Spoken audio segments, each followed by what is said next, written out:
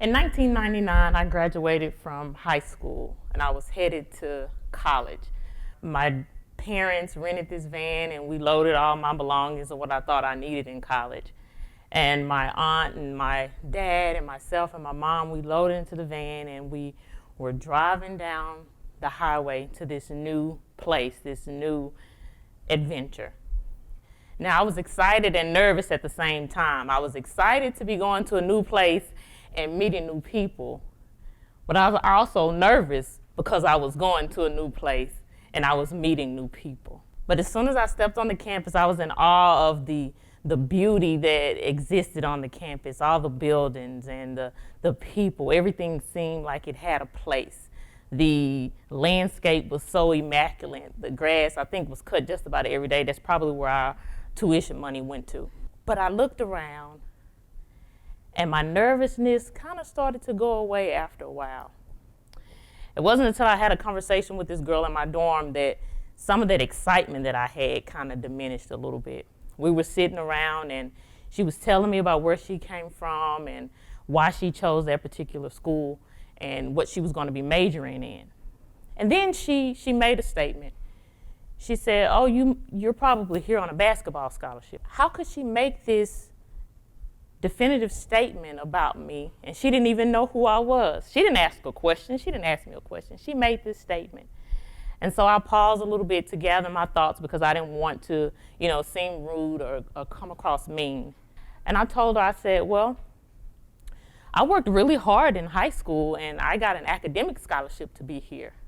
Here I was, this college student on a college campus, and yet I wasn't seen as if I was academically capable of being there. I wasn't seen like everyone else. I was an outlier. Far too often, Black girls in our community are not seen as everyone else. If we were seen as everyone else, there would be a more positive representation of us in the mainstream media. If we were seen like everyone else, there will be a more positive representation of us in classrooms and colleges and universities across the country. If we were seen like everyone else, there will be a more positive representation of us within the medical field and the engineering field, and the list could go on and on. But the question I have is, are there not any qualified African American women to be placed at the forefront of these fields? Or is there not just the exposure? Either way, how Black girls are viewed plays a role in all of it. Now, I'm a school nurse, and I work in an alternative school. Yes, please pray for me. But I come across girls and boys from all different walks of life, different ethnicities, different groups. And one day, an African American student, she came into the clinic and she asked me for a Band-Aid. Now, something told me that she really didn't want a Band-Aid, but I played along with it anyway. As I was going to get the Band-Aid, I was looking and she was kind of looking at me as if I was something out of the ordinary, but I ignored it. As I was passing her the Band-Aid, I could tell by the look on her face she had a little bit something else to say. So I began to probe, and she opened up and she began to tell me some issues that she had going on outside of school. She just, she wanted someone to listen. She wanted to get some advice. When we finished, she was getting ready to leave.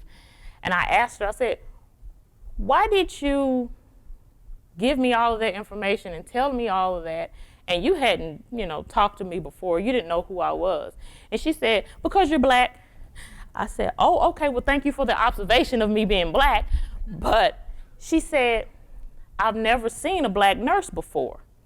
And she said, well, and I felt that I could open up to you.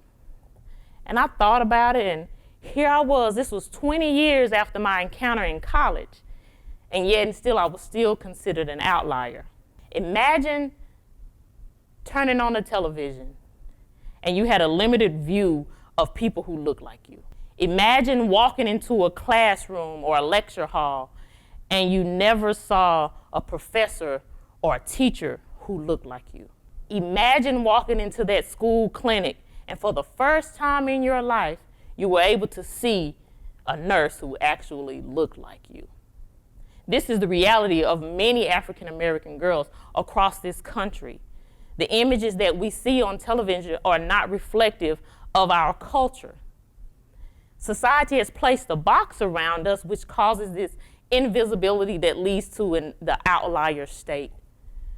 And with this invisibility, it opens us up to unwarranted societal violation that affects the lens in which we are viewed by not only ourselves, but by other people. It leads to the desire to conform to what society deems to be appropriate. It allows other people to tell our narratives and not we ourselves. It gives way to dehumanization. Now, this invisibility, it doesn't always have to exist.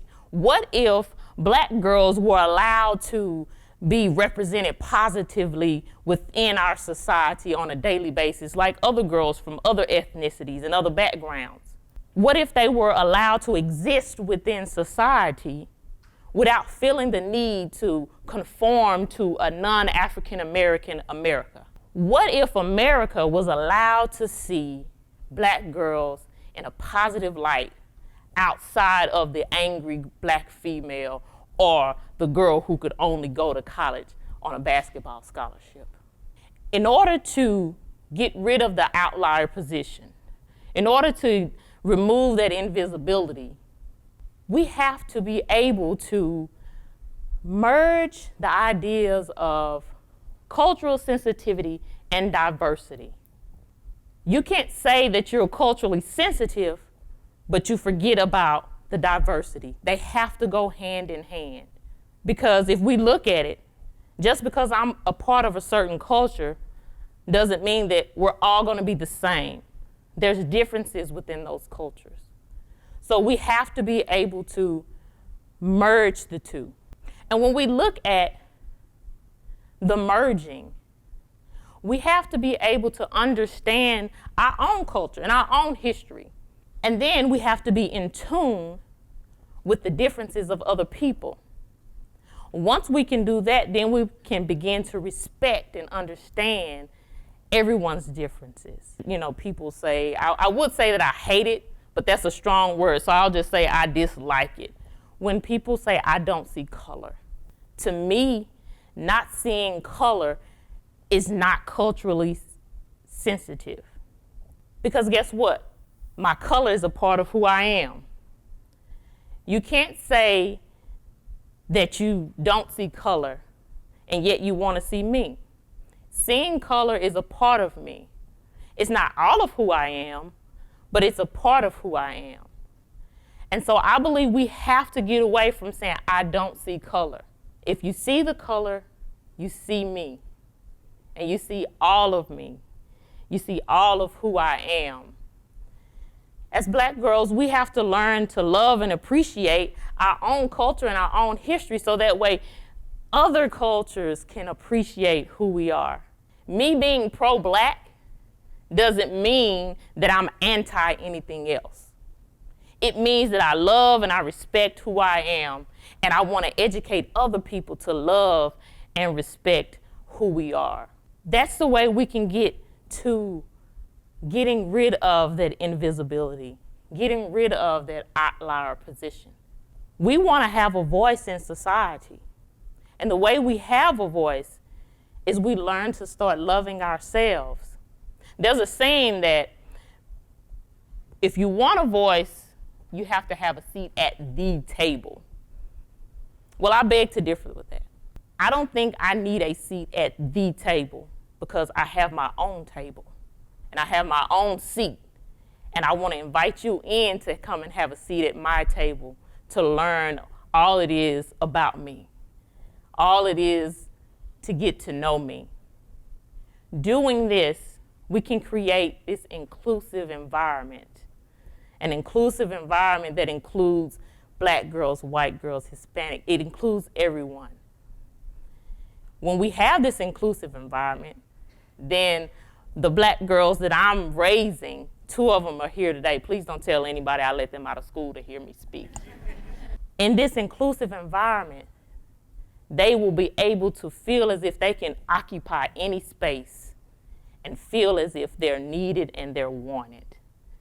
And once this is done, then we can get rid of and remove that invisibility and that outlier position. Thank you.